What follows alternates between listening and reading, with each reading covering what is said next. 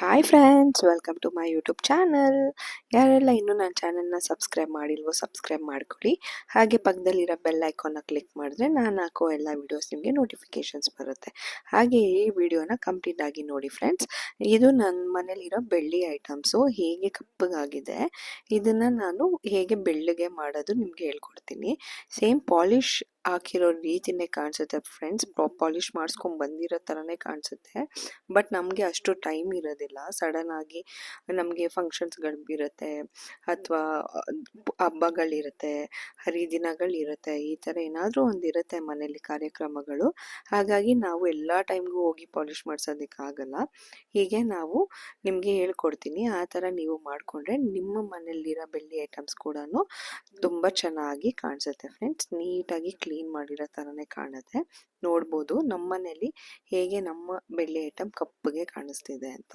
ಅದಕ್ಕೆ ನಾನು ಸುಲಭವಾಗಿ ಒಂದು ಟಿಪ್ಸ್ ಮಾಡೋದು ನಿಮ್ಮ ಮನೇಲೇ ಹೇಳ್ಕೊಡ್ತೀನಿ. ಇದಕ್ಕೆ ನಾನು ಪೀತಾಂಬರಿ ತೊಗೊಂಡಿದ್ದೀನಿ ಮತ್ತು ಸಬೀನ ತೊಗೊಂಡಿದ್ದೀನಿ, ಹಾಗೆ ಅರ್ಧವಳು ನಿಂಬೆಹಣ್ಣು ತೊಗೊಂಡಿದ್ದೀನಿ. ನಿಮ್ಮ ಮನೇಲಿ ಕ್ವಾಂಟಿಟಿ ಜಾಸ್ತಿ ಇದ್ದರೆ ಎಲ್ಲನೂ ಜಾಸ್ತಿ ತೊಗೋಬೇಕು. ಐಟಮ್ಸ್ಗಳು ತೊಳೆಯೋದಕ್ಕೆ ಜಾಸ್ತಿ ಇದ್ದರೆ ಎಲ್ಲನೂ ಜಾಸ್ತಿ ತೊಗೋಬೇಕು. ನಾನು ಇದರಲ್ಲಿ ಸ್ವಲ್ಪ ಕಮ್ಮಿ ಪ್ರಮಾಣದಲ್ಲಿ ತೊಗೊಂಡಿದ್ದೀನಿ.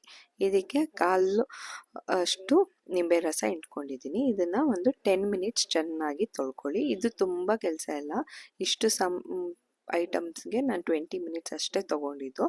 ಒಂದು 10 ಮಿನಿಟ್ಸ್ ತೊಗೊಂಡು ಎಲ್ಲನೂ ನೀಟಾಗಿ ಬ್ರಷಲ್ಲಿ ಅಥವಾ ನೀವು ಹೇಗೆ ಪಾತ್ರೆ ತೊಳ್ಕೊಳ್ತೀರಾ ಆ ಬ್ರಷಲ್ಲಿ ಕೂಡ ಉಜ್ಕೋಬೋದು. ನೋಡಿ ಫ್ರೆಂಡ್ಸ್, ಆಫ್ಟರ್ 10 ಮಿನಿಟ್ಸು ನೆನೆಯಕ್ಕೆ ಬಿಡಬೇಕು. ಒಂದು 5 ಮಿನಿಟ್ಸು ಆದಮೇಲೆ ಚೆನ್ನಾಗಿ ತೊಳ್ಕೊಬೇಕು. ನೋಡಿ ಫ್ರೆಂಡ್ಸ್, ಹೇಗೆ ಬ್ಯೂಟಿಫುಲ್ಲಾಗಿ ಕಾಣಿಸ್ತಾ ಇದೆ. ವಿತಿನ್ 20 ಮಿನಿಟ್ಸಲ್ಲಿ ನಾನು ಅಷ್ಟನ್ನು ತೊಳೆದಿದ್ದೀನಿ. ನೋಡಿ ಹೇಗೆ ಪಳ ಅಂತ ಇದೆ ಲೈಟ್ ಬೆಳಕಿಗೆ. ಎಷ್ಟು ಕ್ಲೀನಾಗಿ ಕೂಡ ಕಾಣಿಸ್ತಾ ಇದೆ. ಈ ಥರ ನಾವು ಒಂದು 15 ಡೇಸ್ ಒನ್ಸ್ ಮಾಡಿಕೊಂಡ್ರೆ ದೇವ್ರ ಮನೆ ಕೂಡ ತುಂಬ ಕ್ಲೀನಾಗಿ ಕಾಣಿಸುತ್ತೆ ಫ್ರೆಂಡ್ಸ್. ನೋಡಿ ಎಷ್ಟು ಚೆನ್ನಾಗಿ ಕಾಣಿಸ್ತಾ ಇದೆ ಅಂತ. ನೋಡಿ ಫ್ರೆಂಡ್ಸ್, ನಮಗೆ ತೋರಿಸ್ತಾ ಇದ್ದೀನಿ ಎಷ್ಟು ಚೆನ್ನಾಗಿ ಕಾಣಿಸ್ತಾ ಇದೆ ಅಲ್ವಾ.